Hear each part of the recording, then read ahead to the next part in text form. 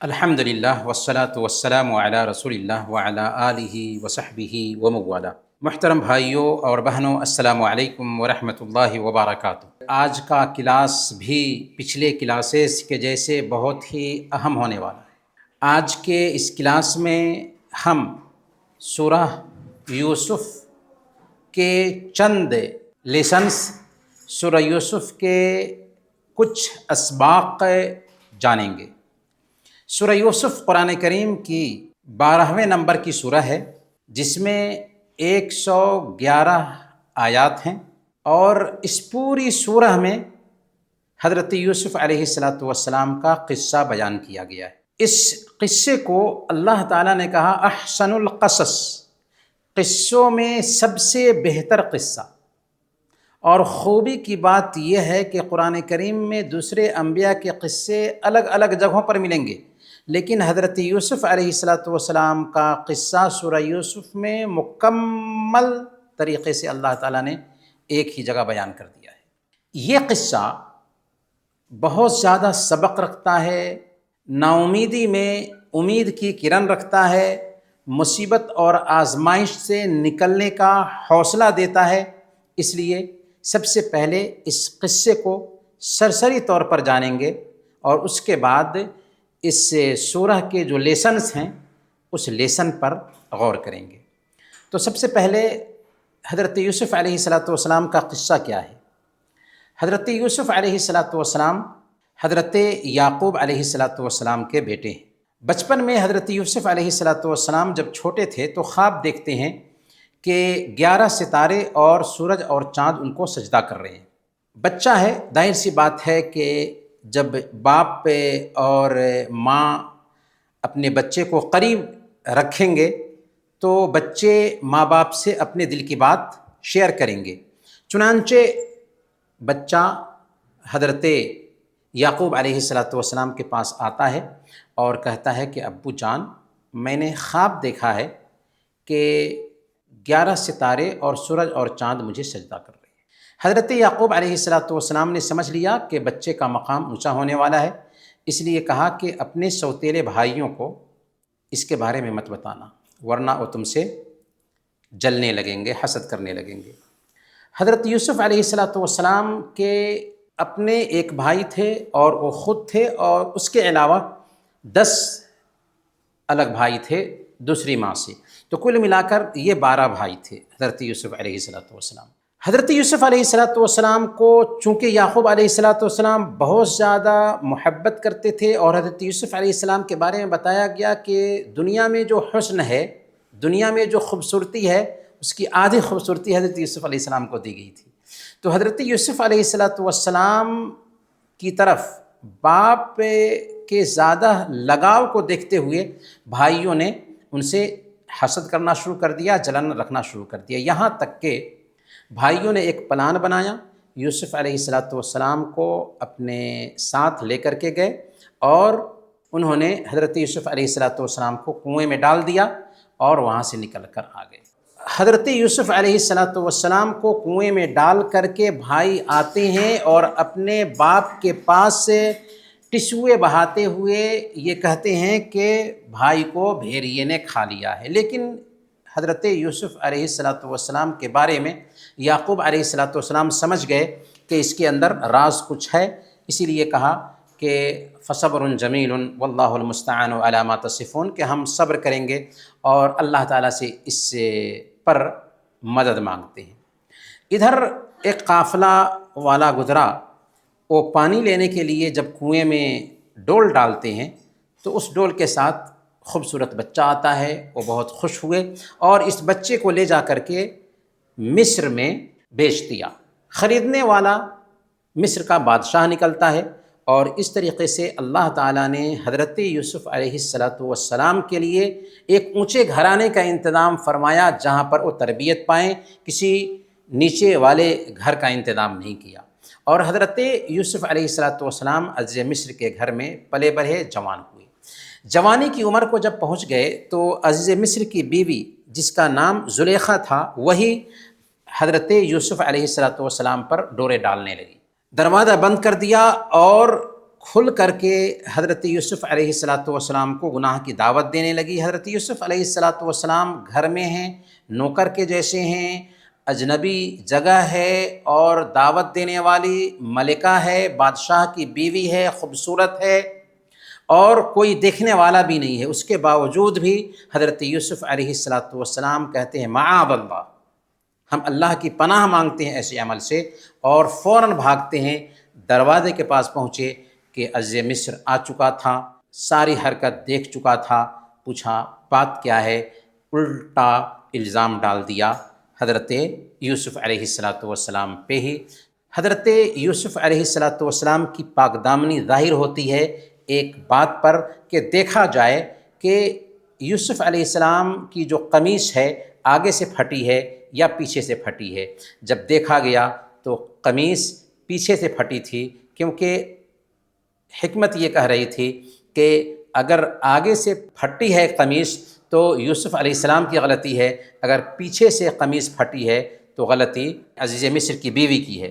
چنانچہ دیکھا گیا تو حضرت یوسف علیہ السلام بری نکلے۔ بادشاہ اس قصے کو دبانا چاہتا تھا، لیکن قصہ دبا نہیں، کانوں کان خبر ہو گئی، یہاں تک کہ دوسرے گھرانوں میں بھی عورتیں بات کرنے لگیں کہ عزیز مصر کی بیوی اپنے ہی غلام پہ ڈورے ڈال رہی ہے۔ تو عزیز مصر کی بیوی نے اس کے لیے چاہا کہ عورتوں کو دعوت دے تاکہ ہم کیوں یوسف کو لبھانا چاہ رہے ہیں ان کے سامنے میں بھی یہ راز کھل کر کے آئے۔ چنانچہ ساری عورتیں دعوت پر اکٹھا کی گئیں، ساری عورتوں کو چھری دی گئی اور ساری عورتیں چھری لے کر کے پھل کاٹ کر کھا رہی تھیں کہ اسی بیچ میں عزیز مصر کی بیوی نے یوسف علیہ السلام سے کہا کہ جاؤ ان عورتوں کے پاس۔ یوسف علیہ السلام تو ان کے گھر میں نوکر تھے، اس لیے جاتے ہیں۔ عورتیں ان کے حسن میں اس قدر کھوتی ہیں کہ ہوش کھو بیٹھتی ہیں اور چاقو ہاتھ میں ہے، پھل کاٹنے کے بجائے اپنی انگلیاں کاٹ لیتی ہیں اور کہتی ہیں کہ یہ تو انسان نہیں فرشتہ لگتا ہے خوبصورتی کی وجہ سے۔ عزیز مصر کی بیوی ٹھٹائی کے ساتھ میں حضرت یوسف علیہ السلام کو گناہ کی دعوت دینے لگی، لیکن حضرت یوسف علیہ السلام اپنی بات پر ڈٹے رہے اور گناہ کے قریب نہیں ہوئے، تو الزام ڈال کر کے حضرت یوسف علیہ السلام کو جیل میں ڈال دیا جاتا ہے۔ جیل میں جانے کے باوجود بھی حضرت یوسف علیہ السلام مایوسی کا شکار نہیں ہوتے ہیں، بلکہ وہاں پر بھی فائدہ کا کام کرتے ہیں، جیل کے اندر رہنے والوں کو اسلام کی دعوت دیتے ہیں۔ بادشاہ ایک مرتبہ خواب دیکھتا ہے کہ 7 بالیاں ہیں، خشک ہیں، اور 7 ہری بالیاں ہیں، اور 7 موٹی گائیں ہیں اور 7 دبلی گائیں ہیں۔ دبلی گائیں موٹی گایوں کو کھا رہی ہیں۔ بادشاہ نے ذکر کیا اپنے آس پاس کے لوگوں کو، یہاں تک کہ اس ساقی کو بھی پتہ چلا۔ تو اس ساقی کے خیال میں آیا کہ ہم نے ایک خواب کی تعبیر پوچھی تھی جیل میں رہنے والے ایک آدمی سے، اور اس نے صحیح تعبیر بتایا تھا۔ چنانچہ وہ دورہ جیل میں گیا اور حضرت یوسف علیہ السلام کے سامنے بادشاہ کے خواب کو رکھا۔ تو حضرت یوسف علیہ السلام نے صحیح تعبیر بتائی، کہا کہ 7 سال تک خوشحالی رہے گی اور پھر اگلا جو 7 سال آئے گا اس میں قحط سالی آئے گی۔ جب یہ تعبیر سنا تو بادشاہ کو بہت خوشی ہوئی، چنانچہ حضرت یوسف علیہ السلام کو جیل سے نکالنے کا حکم دیا۔ لیکن حضرت یوسف علیہ السلام کہتے ہیں کہ پہلے ظاہر کیا جائے کہ مجھے جیل میں کیوں ڈالا گیا ہے۔ چنانچہ عزیز مصر کی بیوی راز کھولتی ہے کہ غلطی ہماری تھی، غلطی یوسف علیہ السلام کی نہیں تھی۔ چنانچہ جب حضرت یوسف علیہ السلام کی پاک دامنی ظاہر ہو جاتی ہے تو بادشاہ کے پاس آتے ہیں، بادشاہ آپ کو وزیر خزانہ بنا دیتا ہے، اور پھر جب قحط سالی کے ایام آتے ہیں تو وہ بھائی جنہوں نے حضرت یوسف علیہ السلام کو کنویں میں ڈال دیا تھا، وہی بھائی جب کھانے پینے کے لیے مجبور ہوتے ہیں تو سنتے ہیں کہ بادشاہ نے مصر میں بڑی پلاننگ کی ہوئی ہے اور وہاں غلہ ملتا ہے۔ چنانچہ سارے بھائی غلہ کے لیے آتے ہیں۔ کہاں؟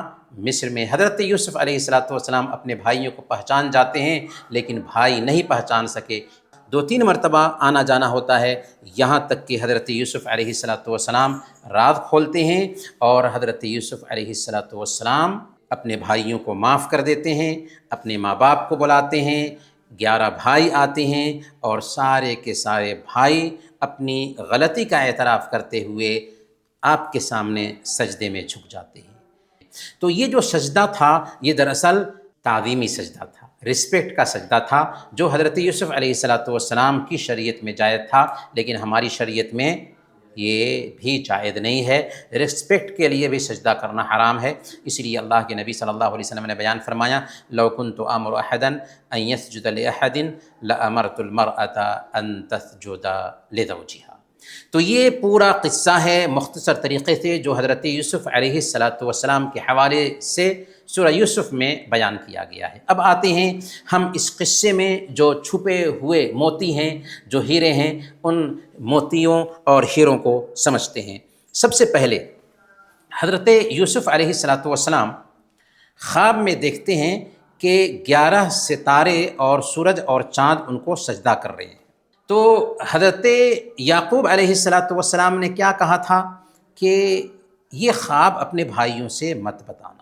تو یہاں پر ایک سبق یہ ملتا ہے کہ اللہ تعالیٰ نے ہمیں کسی نعمت میں رکھا ہے تو خواہ مخواہ اس نعمت کا اظہار کرنا اچھی بات نہیں ہے، لیکن یہ اس وقت ہے جب کہ ہمیں ڈر ہو کہ اس نعمت کا اظہار کریں گے تو لوگ حسد کرنے لگ جائیں گے، ورنہ نعمتوں کو بیان کرنا چاہیے۔ وَأَمَّا بِنِعْمَةِ رَبِّكَ فَحَدِّثْ، اپنے رب کی نعمتوں کو بیان کرو۔ یعنی اللہ تعالیٰ نے ہم کو کسی نعمت میں رکھا ہے تو اس نعمت کا اظہار کرنا چاہیے۔ اللہ تعالیٰ نے ہمیں علم دیا ہے، اللہ تعالیٰ نے ہمیں خوبصورتی دی ہے، الحمدللہ اللہ تعالیٰ نے مالی اعتبار سے ہمیں بے نیاز کیا ہے، تو اسے بیان کرنا اللہ کے شکرانے کے طور پر اچھی بات ہوتی ہے۔ لیکن اگر ہم دیکھ رہے ہیں، سمجھ رہے ہیں کہ اس نعمت کا اظہار کریں گے تو لوگ حسد کرنے لگ جائیں گے، لوگ جلنے لگ جائیں گے، تو وہاں پر حکم یہ ہے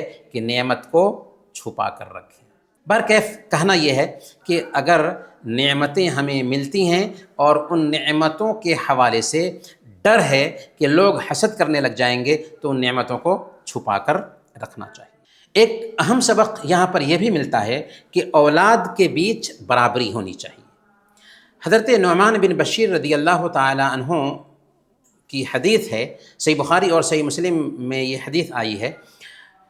حضرت بشیر رضی اللہ تعالی عنہ نے نعمان رضی اللہ تعالی عنہ کو ایک غلام دینا چاہا، تو ان کی ماں نے کہا کہ ہم نہیں مانیں گے جب تک کہ اللہ کے نبی صلی اللہ علیہ وسلم کو اس پر گواہ نہ بنا لیں۔ چنانچہ اللہ کے نبی صلی اللہ علیہ وسلم کے پاس بشیر رضی اللہ تعالیٰ عنہ آئے اور کہا کہ میں نعمان کو ایک غلام دینا چاہ رہا ہوں، آپ اس پر گواہ بن جائیے۔ اللہ کے نبی صلی اللہ علیہ وسلم نے پوچھا کیا تم اپنے تمام بچوں کو ایسا دے رہے ہو؟ انہوں نے کہا کہ نہیں، بس میں نعمان کو ہی دینا چاہتا ہوں۔ آپ نے فرمایا اتقوا اللہ واعدلوا بین اولادکم، اللہ سے ڈرو اور اپنی اولاد کے بیچ انصاف کرو۔ یہاں پر ایک سبق کیا ملتا ہے کہ کبھی کبھار ماں باپ کا جھکاؤ کسی ایک بچے کی طرف ہوتا ہے اور یہ جھکاؤ فطری، یہ عیب کی بات نہیں ہے۔ عام طور پر ماں باپ میں سے اگر 4-5 بچے ہیں تو کسی ایک بچے کی طرف ماں باپ کا جھکاؤ ہوتا ہے، لیکن جھکاؤ اگر ہے تو یہ فطری چیز ہے، ایسا ہو سکتا ہے، ظاہر نہیں کرنا چاہیے۔ معاملات میں سارے بچوں کے ساتھ انصاف کرنا چاہیے، کیونکہ اگر ایک طرف جھکاؤ ہونے لگتا ہے تو وہی دوسرے بچے جو ہے نا اس بچے سے حسد اور جلن رکھنے لگتے ہیں۔ حضرت یوسف علیہ السلام سے جلنے کی ایک بنیادی وجہ بھائیوں کے اندر یہ بھی پیدا ہوئی کہ باپ کو دیکھا کہ حضرت یوسف علیہ السلام کا زیادہ کیئر کر رہے ہیں۔ یہاں پر ایک اور سبق ملتا ہے کہ حسد جو ہے ایک انسان کی عقل پر پردہ ڈال دیتا ہے، ورنہ آپ سوچیں کہ بھائی ہیں لیکن اپنے ہی بھائی کو قتل کرنے کے لیے پلاننگ کرنے لگے، اپنے ہی بھائی کو کنویں میں ڈالنے کے لیے پلاننگ کرنے لگے، تو ایسا کیوں ہوا؟ حسد اور جلن کی وجہ سے۔ اسی لیے ایک انسان کو کسی نعمت پر، کسی خوبی پر کسی سے جلنا نہیں چاہیے، اور جب ایک انسان جلتا ہے نا تو اپنا نقصان کرتا ہے، جس سے جلتا ہے اس کا نقصان نہیں کرتا۔ یہاں تک کہ حضرت یوسف علیہ السلام کے بھائیوں نے جو حضرت یوسف علیہ السلام سے حسد کرتے ہوئے ان کو کنویں میں ڈال دیا، نقصان اپنا کیا، یوسف علیہ السلام کا نقصان نہیں ہوا، وقتی طور پر آزمائش ہوئی اور پھر اللہ تعالیٰ نے اونچا مرتبہ کیا حضرت یوسف علیہ السلام کا۔ تو حسد نہیں کرنا چاہیے۔ حسد آخر کیوں کریں گے جبکہ خوبی کسی کو اللہ تعالیٰ نے دی ہے، کسی کو مال دیا ہے، کسی کو عہدہ دیا ہے، کسی کو خوبصورتی دی ہے، کسی کو پیسے دیے ہیں، تو اللہ تعالیٰ نے دیا ہے۔ تو ہم اگر کسی سے جلتے ہیں تو کس سے جلتے ہیں؟ گویا کہ اللہ سے جل رہے ہیں۔ تو اسی لیے ایک بندے کو جلنا نہیں چاہیے۔ یہاں پر ایک اور سبق ہے کہ کبھی کبھار شیطانی بہکاوے میں آ کر کے ایک انسان سوچتا ہے کہ کوئی غلط کام کر لیتے ہیں اور پھر توبہ کر لیں گے، تو یہ فاسد توبہ ہے۔ یعنی انسان سوچتا ہے کہ چلو یہ غلط کام ہے، کر لیتے ہیں، پھر توبہ کر لیں گے۔ نہیں، توبہ کے ارادے سے غلط کام کرنا یہ گھٹیا حرکت ہے، یہ توبہ نہیں۔ ہاں، گناہ ہو جاتا ہے، توبہ کر لیں، گناہ ہو جاتا ہے دوبارہ توبہ کریں، گناہ ہو جاتا ہے 12 توبہ کریں، اللہ معاف کرے گا۔ لیکن اس نیت سے گناہ کریں کہ پہلے گناہ کر لیتے ہیں، اس کے بعد توبہ کر لیں گے۔ ان کے بھائیوں نے یہی کہا کہ چلو یوسف کو کنویں میں ڈال دیتے ہیں، یوسف سے ہم چھٹکارا پا لیں گے، اس کے بعد توبہ کر لیں گے۔ یہ پلاننگ کی تھی یوسف کے بھائیوں نے۔ یہاں پر ایک اور سبق ملتا ہے کہ جسے اللہ رکھے اسے کون چکھے۔ جب سارے سہارے ٹوٹ جائیں تو سمجھ لیں کہ اللہ ایک بڑا دروازہ آپ کے لیے کھولنے والا ہے۔ یہاں پر ہم غور کریں کہ یوسف علیہ السلام کو کنویں میں ڈال دیا گیا ہے، لیکن حضرت یوسف علیہ السلام کنویں میں ہونے کے باوجود اللہ رب العالمین سے امید باندھے ہوئے ہیں۔ اللہ رب العالمین سے امید ہے کہ انشاءاللہ اس کنویں سے ہم نکلیں گے، اور اللہ تعالیٰ واقعی سبب پیدا کرتا ہے، قافلے کو وہاں تک پہنچاتا ہے، قافلہ والوں کو پیاس لگتی ہے اور قافلہ والے بالٹی ڈالتے ہیں اور یوسف علیہ السلام اس بالٹی کے ذریعہ اس کنویں سے نکل آتے ہیں۔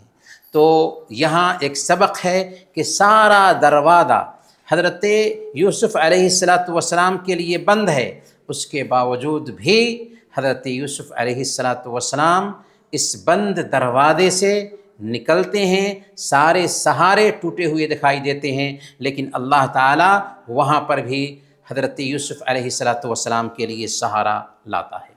یہاں پر ایک سبق اور ہے کہ جب حالات بے قابو ہو جائیں تو شکایت کرنے کی بجائے اللہ تعالیٰ پر ہی بھروسہ کرنا چاہیے، کیونکہ اللہ تعالیٰ ہی کے پاس سب سے بڑی طاقت ہے۔ حضرت یوسف علیہ السلام کے لیے سارے سہارے بند ہو گئے تھے، صرف اللہ کا سہارا تھا۔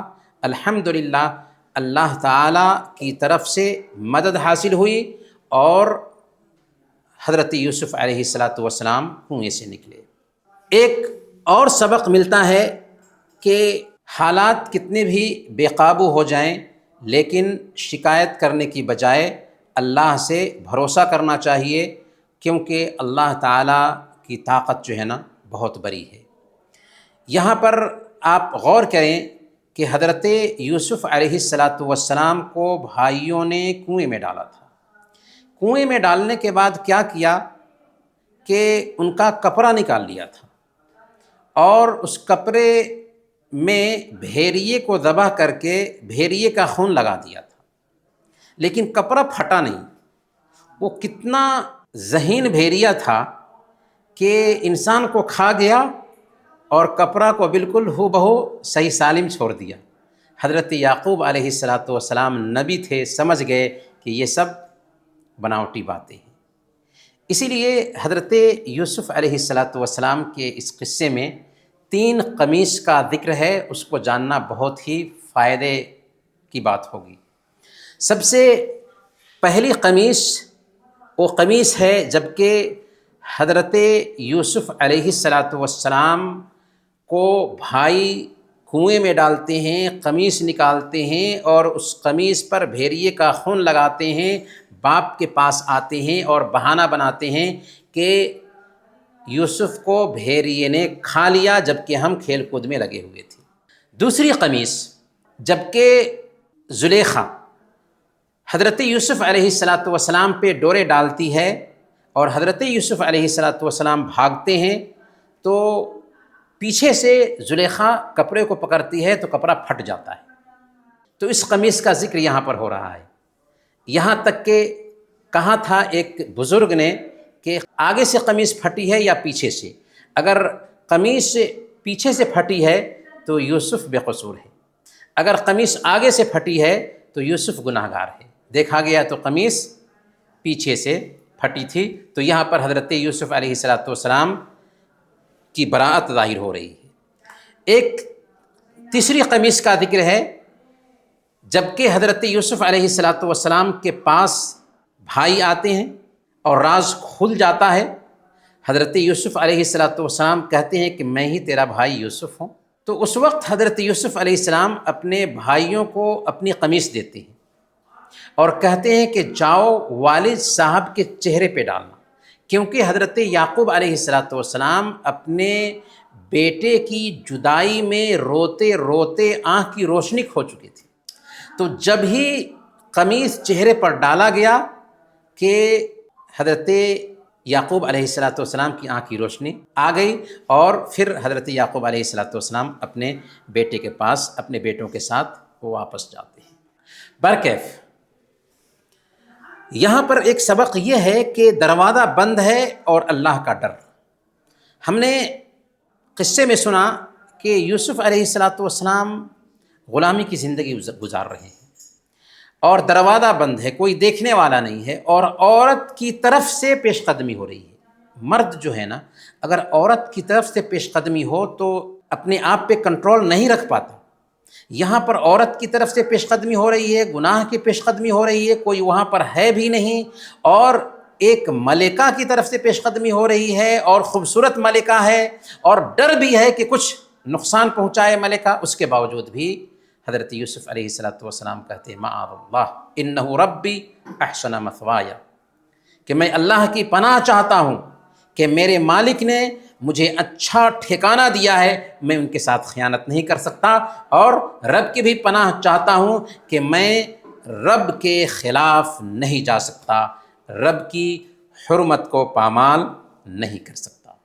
حضرت یوسف علیہ السلام کی زندگی سے ہمیں ایک اور سبق ملتا ہے کہ ایک انسان جب کوئی اچھا کام کر رہا ہوتا ہے تو اللہ رب العالمین اس اچھائی کے باوجود اس کے لیے مسائل کا راستہ پیدا کرتا ہے تاکہ اس کو آزمایا جائے۔ اسی لیے یہ بات نوٹ کیجیے، ہماری زندگی میں جب تک کہ آزمائش نہیں آئے گی ہم اونچا درجہ نہیں پا سکتے، اور جتنی آزمائش آتی ہے اسی کے حساب سے ہمارا درجہ بھی اونچا ہوتا ہے۔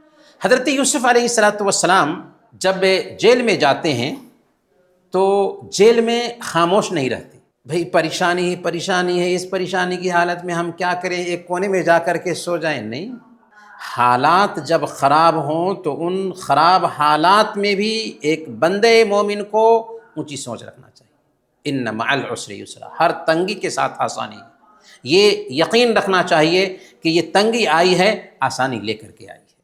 سورہ یوسف کے اسباق میں سے ایک اہم سبق ہے احسان۔ سورہ یوسف میں آپ دیکھیں گے کہ احسان کا لفظ بار بار آیا ہے۔ حضرت یوسف علیہ السلام کو لوگ دیکھتے ہیں تو پہچان لیتے ہیں کہ یہ انسان ایسا ہے جس کے اندر بھلائی ہے، جس کے اندر خیر ہے۔ یہاں تک کہ جیل میں بھی دو قیدی آ کر کے آپ سے اپنے خوابوں کی تعبیر پوچھ رہے ہیں۔ کیوں؟ اس لیے کہ حضرت یوسف علیہ السلام کو دیکھ کر کے پتہ لگا لیا تھا کہ یہ انسان جو ہے نا، اس کے اندر خیر ہے، اس کے اندر بھلائی ہے۔ گویا کہ سچا مومن ہر جگہ فائدے کا سبب بنتا ہے۔ یہاں پر ایک سبق ہمیں یہ ملتا ہے کہ جب آپ بندوں کے ساتھ بھلائی کرتے ہیں تو اللہ آپ کے ساتھ بھلائی کرتا ہے۔ حضرت یوسف علیہ السلام جب انسانوں کے لیے اچھے ہوئے تو اللہ تعالیٰ نے حضرت یوسف علیہ السلام کا خیال کیا۔ دوسرا ایک اہم سبق جو ملتا ہے سورہ یوسف سے وہ ہے صبر جمیل۔ یعقوب علیہ السلام بیٹے کی جدائی پر بہت ہی غمگین ہوتے ہیں، بہت ہی روتے ہیں، لیکن شکایت صرف رب سے کرتے ہیں۔ انما اشکو بثی و حزنی الی اللہ، میں اپنے غم اور اپنی پریشانی کی شکایت اللہ سے کرتا ہوں۔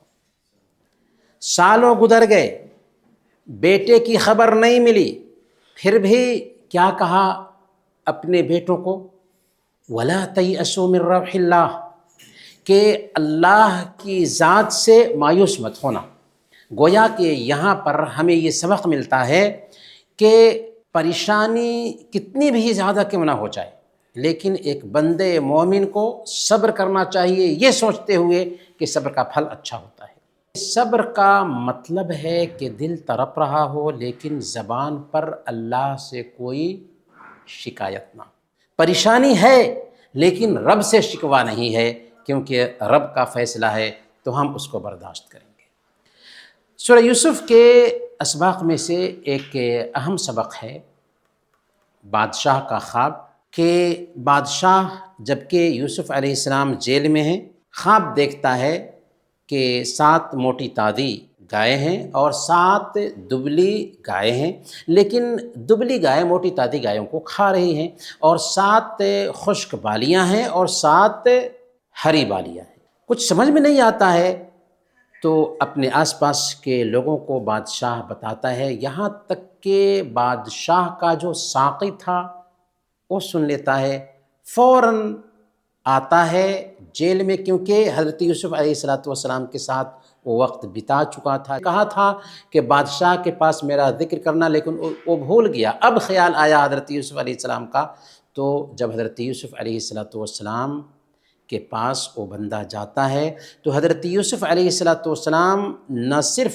خواب کی تعبیر بتاتے ہیں، بلکہ آنے والی جو پریشانی ہے اس پریشانی کا بہترین سلوشن بھی بتاتے ہیں۔ حضرت یوسف علیہ السلام مکمل اکنامک پلان پیش کرتے ہیں۔ سب سے پہلے نمبر پر کیا کہتے ہیں کہ پیداوار میں اضافہ کیا جائے، 7 سال تک جو خوشحالی کے دن ہیں ان میں خوب سے خوب کھیتی کی جائے، زیادہ سے زیادہ غلہ پیدا کیا جائے۔ اسی طریقے سے اس بات کا پلان کرتے ہیں کہ ذخیرہ اندوزی ایسے ہو کہ غلے کو خوشوں میں ہی رہنے دیا جائے کہ غلہ خراب نہ ہو۔ تیسرے نمبر پر کفایت شعاری کی تاکید کرتے ہیں کہ خرچہ کم کیا جائے، اور پھر حضرت یوسف علیہ السلام ذمہ داری بھی قبول کرتے ہیں کہ غلے کا مالک ہمیں بنا دیا جائے، کھاد منتری ہمیں بنا دیا جائے، انی حفیظ علیم، کہ ہم حفاظت کرنے والے ہیں، علم رکھنے والے ہیں۔ تو اس ناحیہ سے حضرت یوسف علیہ السلام نے اس جگہ پر بہترین پلاننگ دیا بادشاہ کو۔ سورہ یوسف کے اسباق میں سے ایک سبق یہ بھی ہے کہ آزادی سے پہلے عزت مطلوب ہے۔ حضرت یوسف علیہ السلام جب خواب کی تعبیر بتا دیتے ہیں اور بادشاہ تک پیغام پہنچ جاتا ہے تو بادشاہ کیا کہتا ہے کہ ان کو جیل سے نکال کر لاؤ۔ حضرت یوسف علیہ السلام تک جب پیغام پہنچتا ہے تو حضرت یوسف علیہ السلام جیل سے نہیں نکلتے ہیں، بلکہ کیا کہتے ہیں، پہلے پوچھا جائے کہ عورتوں نے اپنے ہاتھ کیوں کاٹا، کیوں مجھے جیل میں ڈالا گیا ہے؟ کیونکہ حضرت یوسف علیہ السلام کی شخصیت ابھی بھی داغدار ہے، اس داغ کو پہلے مٹایا جائے، اس کے بعد میں جیل سے نکلوں گا۔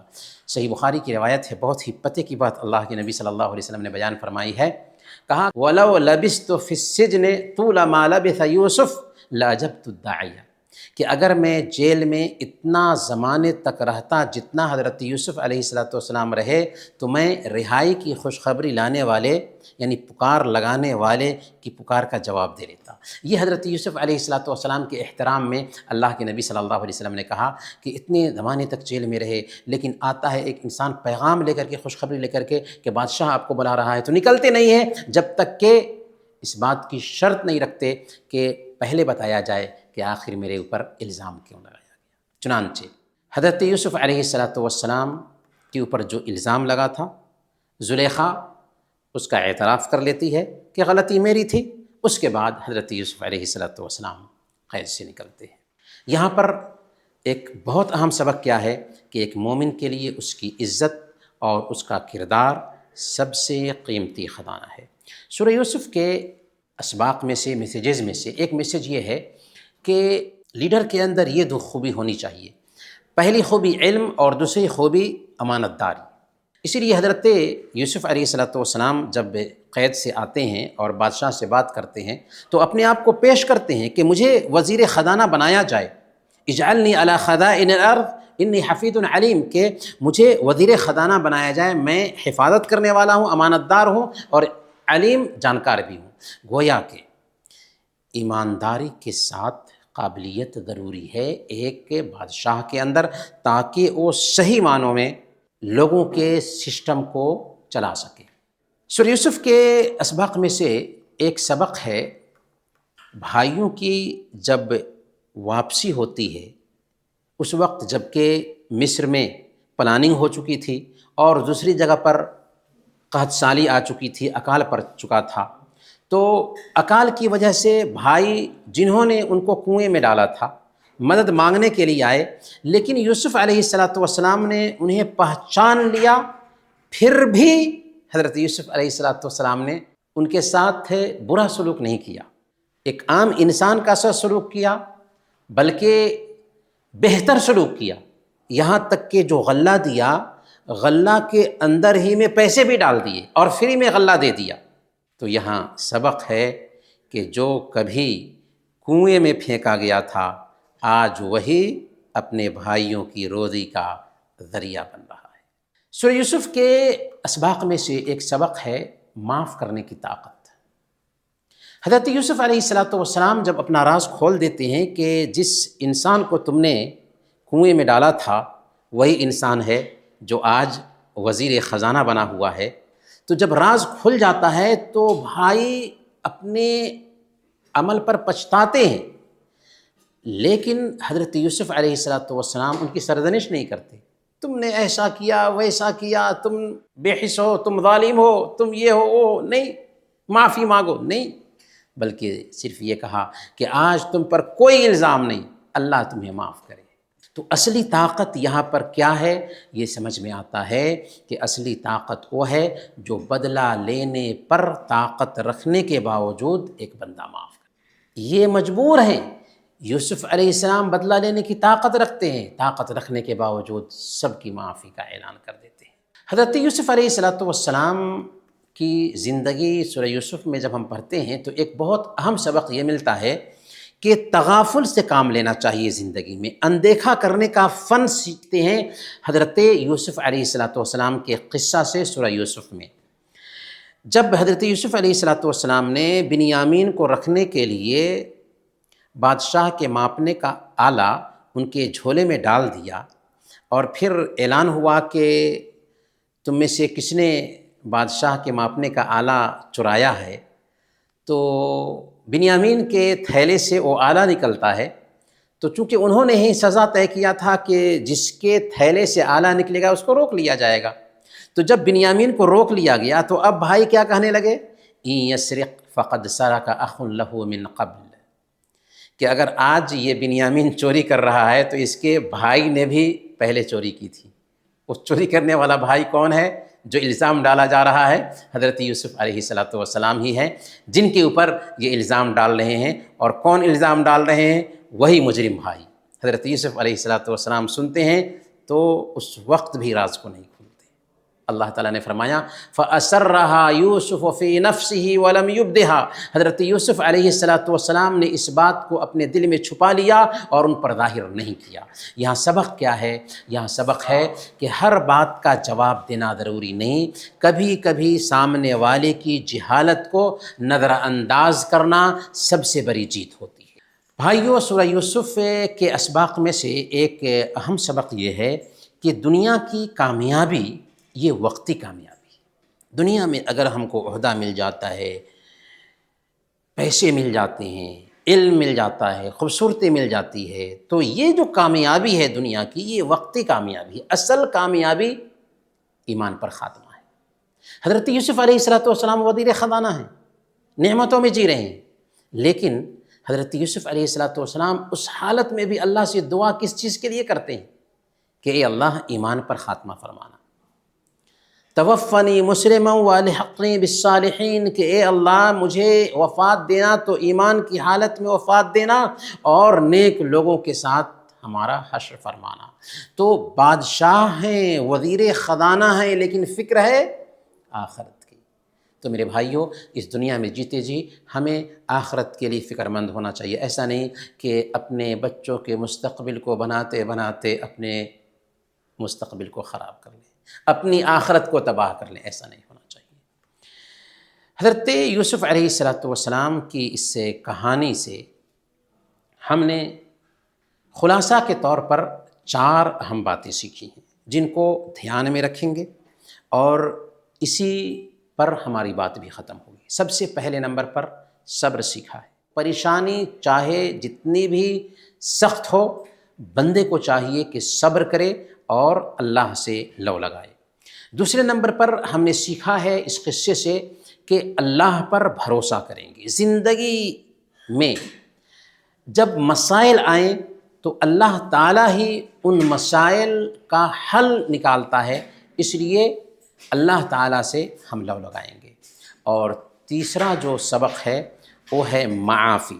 حضرت یوسف علیہ السلام اپنے ظالم بھائیوں کو معاف کر دیتے ہیں اور یہ بھی ظاہر نہیں کرتے کہ تم تو بڑے مجرم ہو۔ اور یاد رکھیں، معاف کرنے سے انسان چھوٹا نہیں ہوتا بلکہ اللہ تعالیٰ اس کو اونچا کرتا ہے۔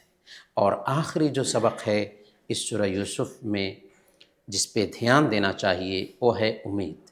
غم کے ساتھ خوشی ہوتی ہے، اگر پریشانی ہوتی ہے تو پریشانی آسانی لے کر آتی ہے، دکھ آرام لے کر آتا ہے۔ اس لیے ہمیں اللہ تعالیٰ کے اس فرمان پہ دھیان رکھنا چاہیے، ان مع العسر یسرا، ہر تنگی کے ساتھ آسانی ہے، تنگی کے بعد آسانی نہیں ہے۔ تو انہی باتوں کے ساتھ ہم آج کا درس ختم کرتے ہیں۔ وصلی اللہ علی نبینا محمد وعلی آلہ وصحبہ۔